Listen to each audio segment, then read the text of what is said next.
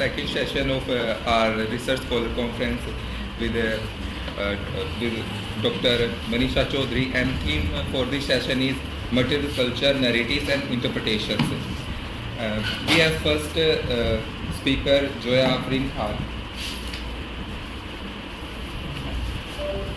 You have 20 minutes, then you would have only 5 minutes. So the last 5 minutes I will tell. No need to do that. Just take 20 minutes and speak to your satisfaction. My name is Zoya Afreen Khan. The title of my paper is Study of Stone Age Culture in Kashmir with a special reference to the Neolithic culture. I hope whatever I say and whatever I have information to provide will worth your time. Kashmir is a less well-known region for an archaeological research. However, it will be examined here to demonstrate the importance and possibilities for the Neolithic research. Due to the lack of excavation data for the reconstruction of Neolithic research, we have tried to delineate this fact by bringing to light the findings obtained from an archaeological site, excavated so far, and identifying the source of origin with the help of comparative archaeology and history. Through this paper, I aim to contextualize new interpretation in the broader region of Asia and understand the level of interaction between Kashmir and other regions during Neolithic times. Here we'll attempt to shed light on the observation regarding Neolithic culture of Kashmir. Archaeology does not constitute the sole source of the 99% of the total time of a man on this planet. But more than that, it helps us to write a unitary history of humankind by throwing light on the origin, growth, diffusion and transmission of humans and culture. It has been empirically proven that cultures have evolved and grown to a plural causative factors having their origin both within and outside their local geographical borders. No culture is local per se. Instead, every single culture constitutes a web of many other cultures, of which indigenous factors contributes but one thread. For constructing the history of culture through this prism, archaeology is of immense value. The same holds true of Kashmir as well. Kashmir culture is a product of both exogenous and endogenous factors. Exogenous variable seems more powerful as the predominant cultures items we find in Kashmir have originated somewhere in the neighboring civilization, though to meet the local environment some slight modification were no doubt made in Kashmir. And the source that unfolds this rewarding fact of our history is definitely none other than archaeology. It has been revealed by archaeological sites of pre, proto and historical periods such as Buzuhom, Gufkral, Saimthur, Harvan, Hoinar, Ahan, Kaniskur, as well as the sculptures and monuments of the period. Broadly speaking,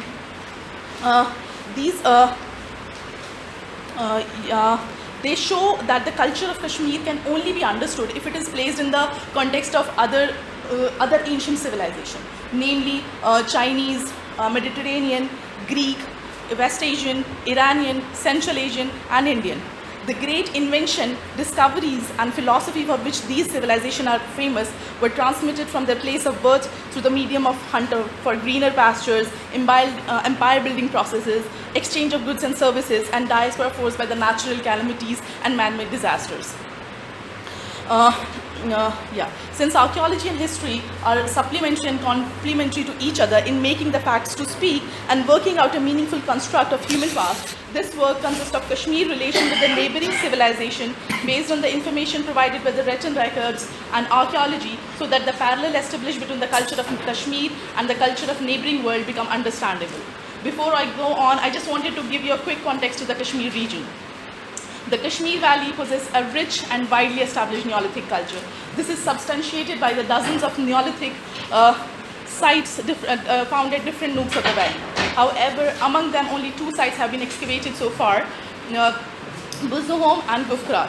Buzuhom site is situated in the east of the Srinagar of Yandarhum Kareva on the foothills of Mahadev mountain, and it was discovered by J.J. Rand Patterson in 1935, but its significance for the study of the prehistory in Kashmir Valley had not been recognized until the result of the serious excavation carried out by the T.N. Khazanchi in 1960.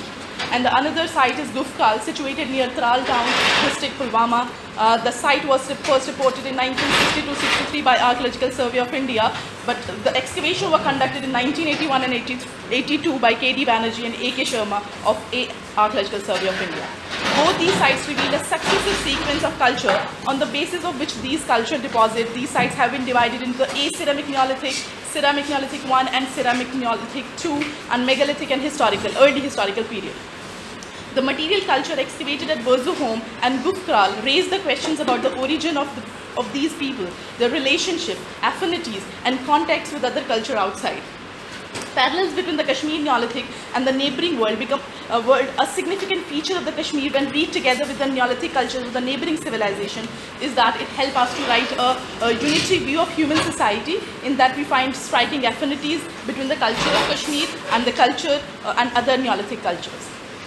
Kashmir, India's northernmost region, despite being surrounded by a ring of mountain ramparts, has distinct geographical advantage. It has been located in the middle of the great civilization of the ancient world, with which it maintained contact through a number of passes leading through its natural defense, with China towards its east, Central Asia to the north, Afghanistan, Iran to the northwest, and Indian subcontinent to the south and north.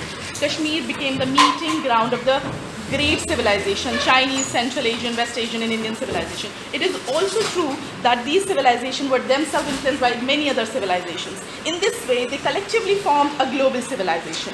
Having been inextricably intertwined with the history of neighboring territories, the Kashmir culture cannot be understood without situating it with the civilization that emerged on its border from time to time. There is more or less unanimity among the scientists that anatomically modern man, AMM, first actually appeared in 1,15,000 years ago in the archaeological record of South Africa, and beyond Africa he appeared in the West Asia in 1 lakh, in Australia 65,000 years ago, and in Sri Lanka 34,000. In the immediate neighborhood of Kashmir, the anatomically man first appeared in the Son Valley, Punjab, that is in Pakistan, between 60,000 and 20,000 years ago. The existence of the modern human in Kashmir around 18,000 years ago is fairly attested by the archaeological evidence. Considering the much recent existence of the anatomically modern man in Kashmir as compared to his appearance in the Son Valley, it is logical to infer that anatomically modern man entered into Kashmir from the neighboring Son Valley.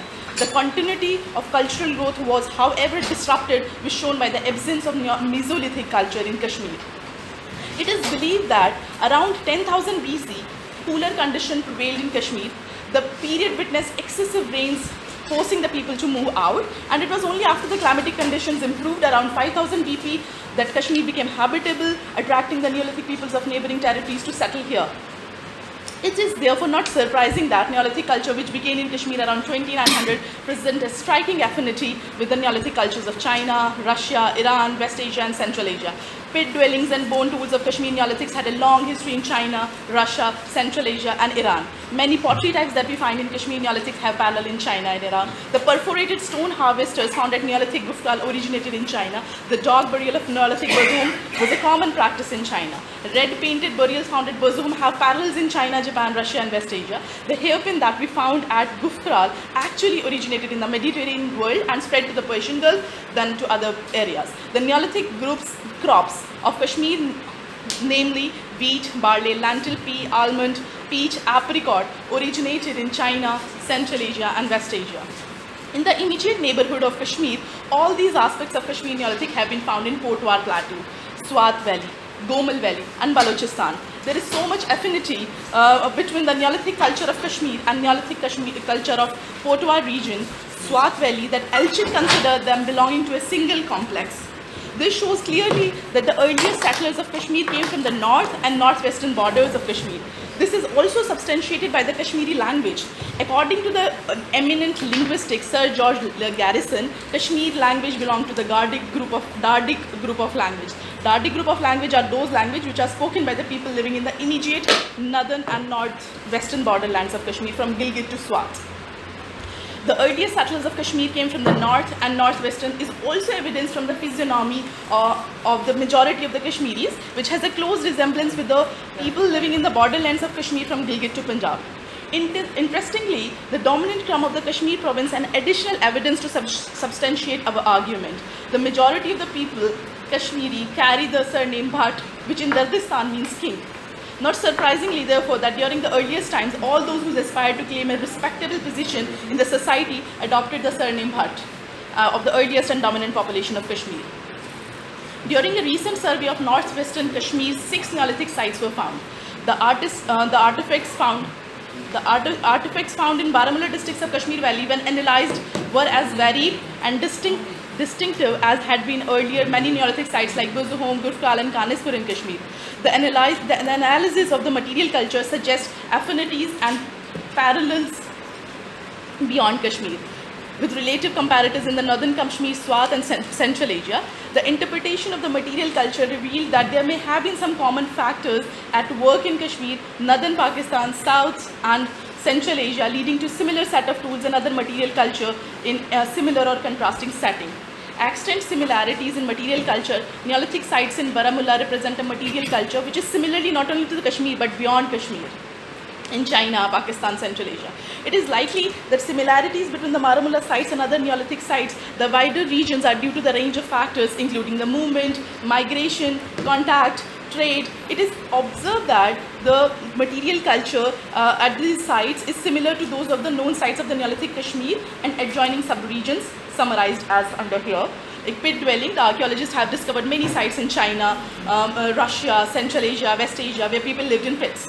And the important sites in China are Lungma, Chinpong, Yangshao and so on. In Russia, pit dwellings have been encountered in Gagarino, Talmaskia, Tripol, etc. West Asia has also the history of subterranean houses found in Abu Zurak, Milifa, Tepe Asyab, Tepe Sarab in Iran. In the immediate neighborhood, earth house have been found in Sarai Kola, Lobanar and Livan. Red ochre is painted floors. We have seen that the floors of the Neolithic sites were painted with the red ochre. And the use of the red ochre for floors have been found in Hajira, Turkey, Jan Hassan, Turkey, and Luran Plain, Iran, and Mehergarh, Balochistan. Bone tools have been found throughout the Neolithic culture of Kashmir, have a long history, much before Kashmir in China, Russia, Japan, West Asia, Afghanistan, and neighboring northwest frontier. And stone tools like edges, axes, drills, peg points, pastels, pounders, points, and ring stones have been found in almost all sites of the neighboring civilizations and cultures. Crops, pottery. The Neolithic pottery of the Kashmir has some similarity with the pottery of China, namely mat or basket impression. And in this respect, there is so close affinity between Kashmir and China that some scholars consider Kashmir Neolithic as an extension of the Neolithic China. Another significant discovery of the Neolithic Kashmir is the presence of a pot with the motif of a wild goat with long curved horns, and it has originated from Hisar, and it's found at almost all the pre-Harappan sites, namely Kot Diji, Sarai Kola, Gumla, Livan and Remandheri. The channel spouted vessel found at Gufkal has a long history in Western Asia and Iran. Copper hairpin burial custom during the mature Neolithic of Kashmir. We have found some noticeable burial customs, namely primary and secondary burial, dead being buried under the house floor, painting of a skeleton, and animal burials. And in this respect, Kashmir has similarity with the Iran, Russia, Central Asia and China. For example, in Iran, we find dead being buried under the house floor and the burials being both primary and secondary types. The paintings of the skeleton with red ochre is an old tradition in Russia. And many red painted burials have been reported from Iran, Levant, Anatolia, China and Japan. Animal burials have been reported from China and Central Asia. The goat burial of Kashmir has affinity in the neighboring Afghanistan, and the dog burial was a widespread culture trait of China. Indeed, the Neolithic culture of Kashmir is an extension of the Neolithic culture of China, Russia, Central Asia and West Asia, yet the immediate borderlands of the Kashmir, situated on its northern and western borders, acted as mediators between Kashmir and the great civilization. To conclude here, the material culture from the sites belonging to the Neolithic culture of Kashmir that may have started in the late 4th millennium BC and continued to the end of the 2nd millennium BC and still in the 1st millennium BC. The evidence supports the idea that Kashmir Neolithic culture had developed contacts with many regions in South, West Asia and Central Asia, precisely with the cultures in China, Pakistan, Mongolia and so forth, be it Yangshao, Langshan in China, Swat in Pakistan or Gobi in Mongolia.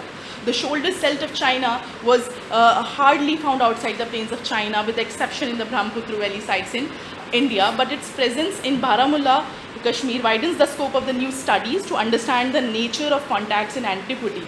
The geographical position of Baramulla at the crossroads of communication network was important, and allowing it to act as a niche between the northern region of Pakistan and Central Asia on the northwestern side to connect people across the mountain.